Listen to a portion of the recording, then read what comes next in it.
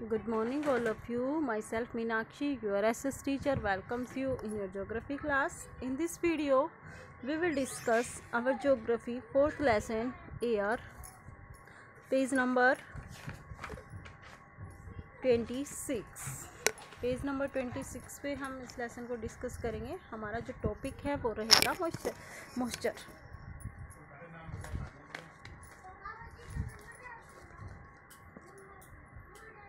Moisture क्या होता है, जिसको हम हिंदी में बोलते हैं आर्द्रता. नमी आ जाती है जो, वो क्या होता है हमारी moisture. when water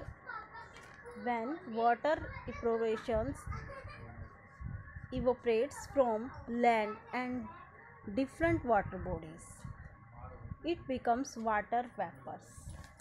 water vapours होते हैं जल वाष्प. जल वाष्प कैसे बनता है? जब जल पृथ्वी की विभिन्न जलाशयों से वाष्पित होता है तो यह जलवाष्प बन जाता है. जब क्या होता है, पानी जो क्या होता है ऊपर की ओर चला जाता है, उड़कर वाष्पित होकर, तो क्या बन जाता है हमारा जलवाष्प बनता है. इसे वाटर वेपर कहते हैं. Moisture in air, the air at time is known the humidity. अब ह्यूमिडिटी क्या होती है? ह्यूमिडिटी का मतलब आर्द्रता. क्या होती है? आर्द्रता. क्या होती है? वायु में किसी भी समय जलवाष्प की मात्रा को आर्द्रता कहते हैं. वायु में किसी भी समय जलवाष्प की जो मात्रा होती है उसे हम क्या कहते हैं? ह्यूमिडिटी, आर्द्रता कहते हैं. अब मॉइस्चर को हम कैसे समझ सकते हैं?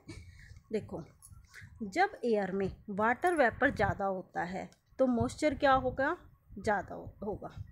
जब वाटर वेपर ज़्यादा होगा तो जैसे अगर मैं ये बात करूँ, अब मैं अपने आसपास क्या है, एयर ही है जिसको हम सिर्फ क्या करते हैं, फील करते हैं, लेकिन हम उसको देख नहीं सकते.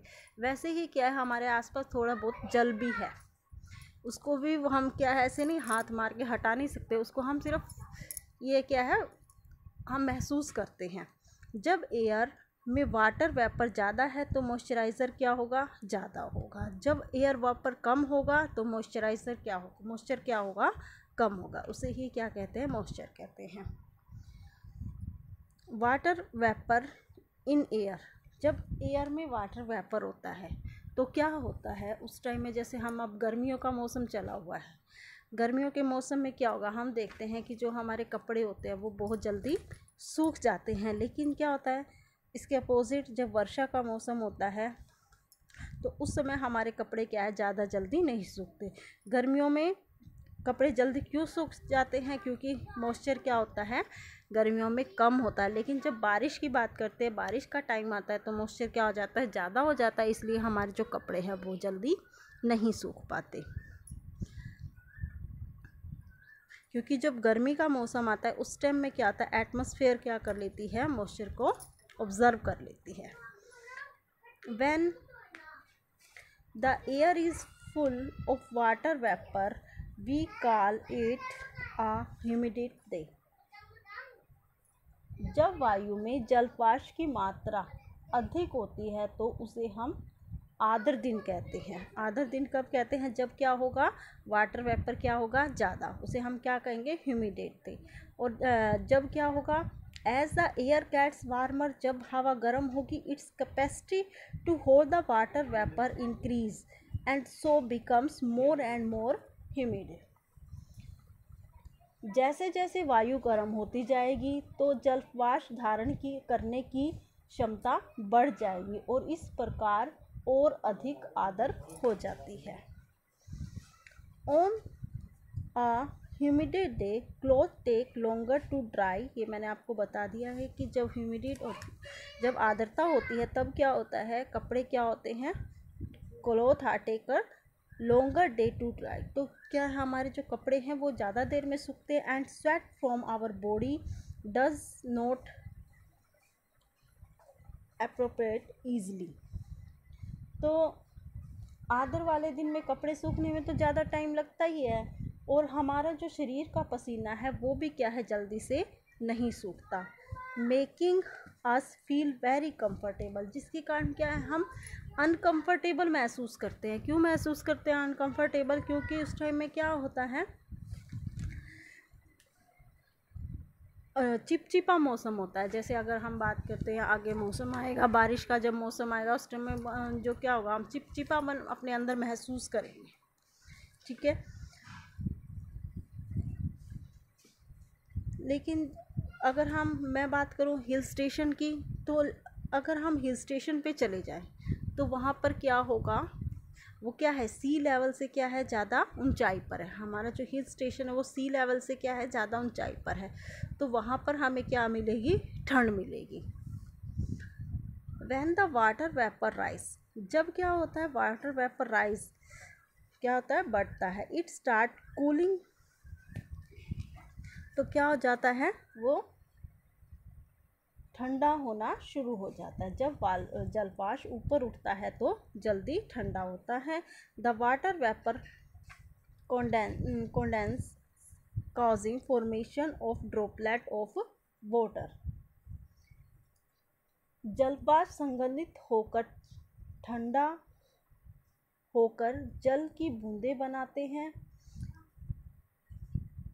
Cloud are just masses such water droplets, और जब हम बादल क्या होते हैं, इन्हीं जल बूंदों का एक समूह होता है। जो ये वाटर ड्रॉपलेट्स होती हैं उनका ही क्या होता है, समूह। When these droplet of water become too heavy, जब ये ड्रॉपलेट्स क्या होती है, बहुत ज़्यादा हैवी हो जाती हैं, एंड फ्लोट इन एयर, और जब ये वायु में तैरना बंद कर देती हैं, यानी एक सीमा के बाद क्या होते हैं, ये वायु में तैरना बंद कर देती हैं।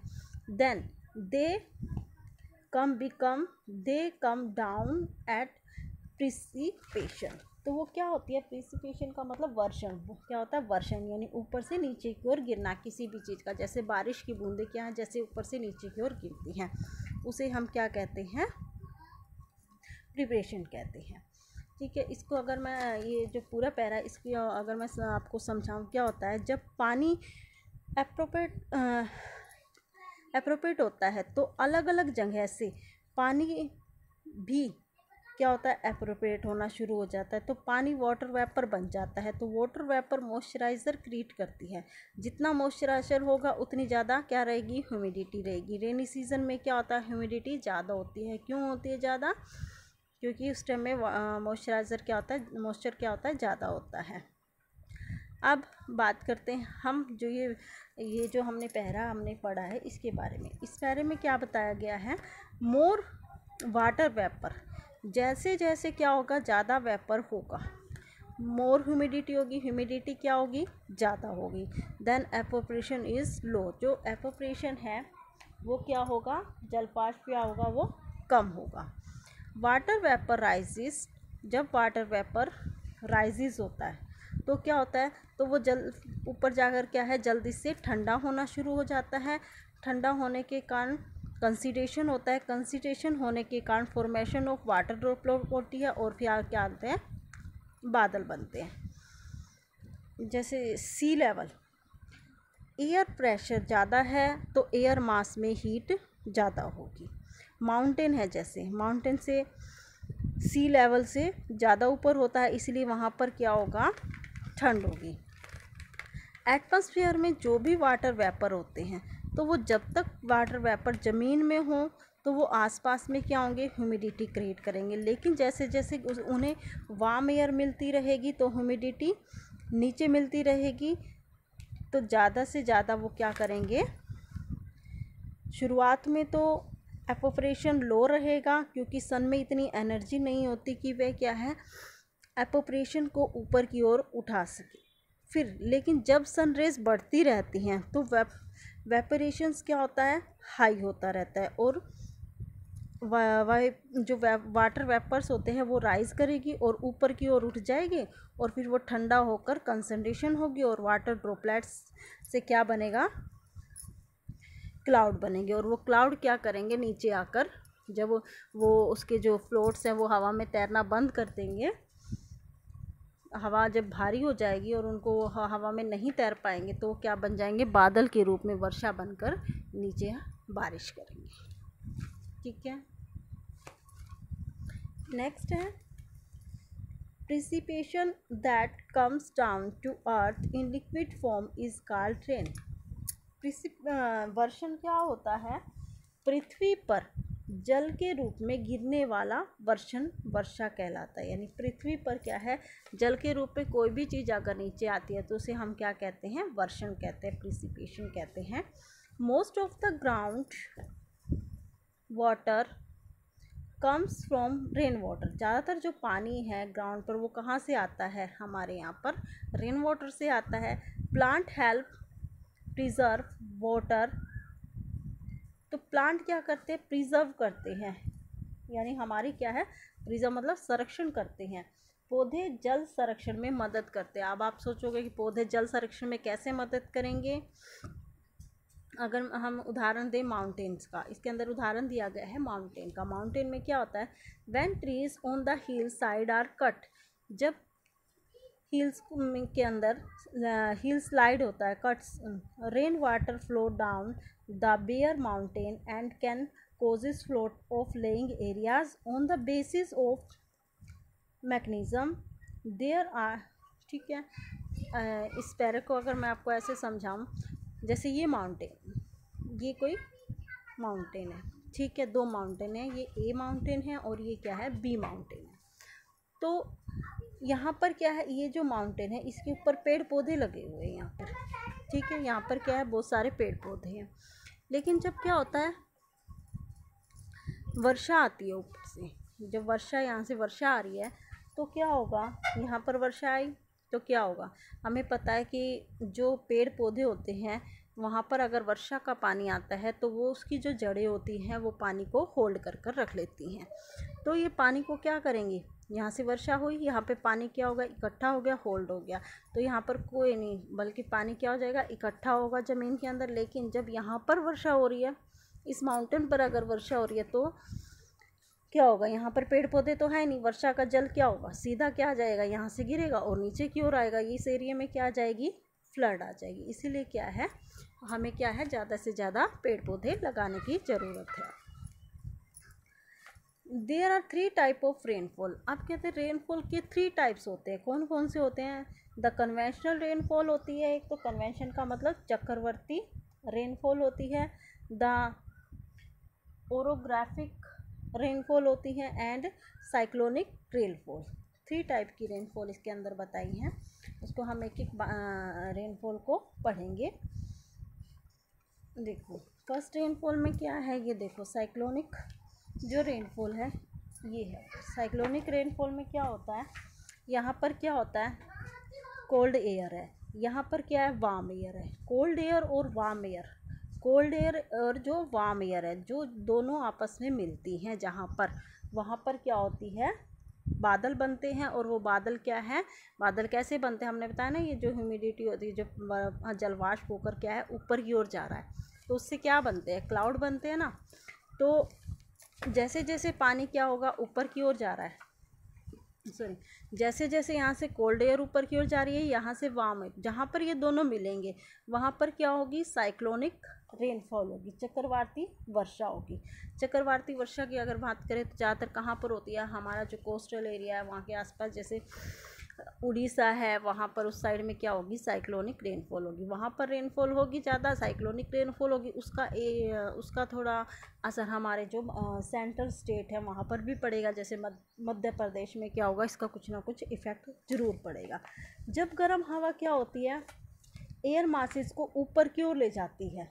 जब गर्म हवा जो हमारे एयर मासेस है उसको ऊपर की ओर ले जाती है, जिसके कारण एयर मासेस के अंदर क्या होता है? मॉइस्चर होता है और कोल्ड एयर विंड लाती हैं। और एक समय पर ये क्या हो जाती है? ड्रॉपलेट, हमने बताया ना, हैवी हो जाती है। ये जो यहाँ पर से ड्रॉपलेट जो ये जलवाष्प होकर ऊपर जाता है, पहले तो ये क्या है? एयर के अंदर तैरता लेता है, लेकिन एक समय के बाद क्या होता है? ये तैरना बंद कर देता है। ये क्या होता है? ज़्यादा भारी हो जाता है, तो ये इकट्ठा होकर बादल बन जाता है और बादल बनने के बाद ये क्या है? नीचे आकर वर्षा करते हैं। उसे ये क्या होती है? हमारी साइक्लोनिक रेनफॉल। साइक्लोनिक रेनफॉल में पहले क्या होता है? तूफान आते हैं बहुत ज़्यादा, है ना। अभी जैसे हमारे यहाँ उड़ीसा में अभी भी आया है। नेक्स्ट है हमारी रेनफॉल रिलीफ या ओरोग्राफिक रेनफॉल। कौन इसमें क्या है, यहाँ से क्या है, मॉइस्चराइजर है, मॉइस्ट एयर है, यानी कि यहाँ क्या आर्द्र वायु है, ये क्या है ऊपर की ओर जा रही है।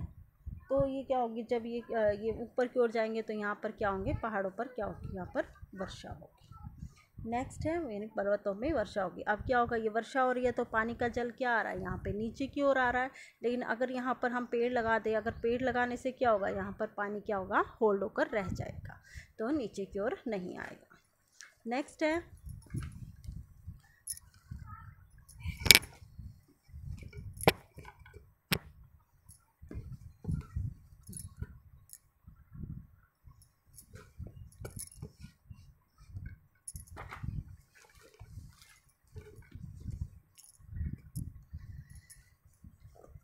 Conventional rainfall. कन्वेंशनल रेनफॉल क्या होगी, ये हमारे यहाँ पर जो वर्षा होती है उसे ही हम कन्वेंशनल रेनफॉल बोलते हैं, संवहनी वर्षा।